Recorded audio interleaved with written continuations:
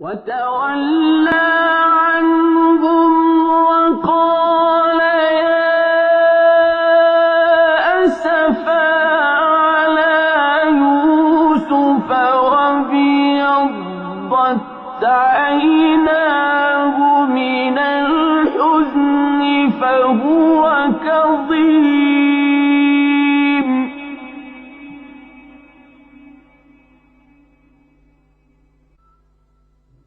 قالوا تالله تفتأ تذكر يوسف حتى تكون حرضا أو تكون من الهالكين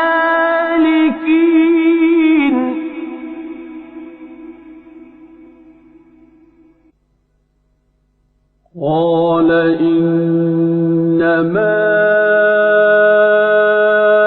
أشكو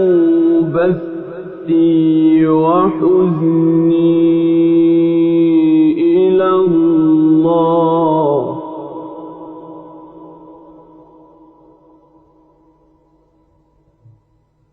وأعلم من الله ما لا تعلمون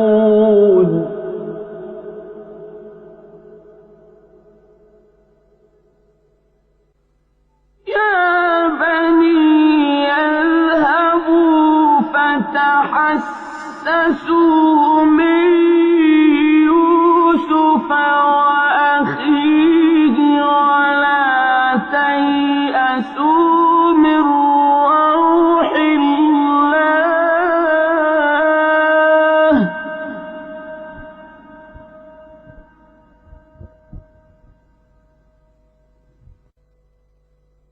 إنه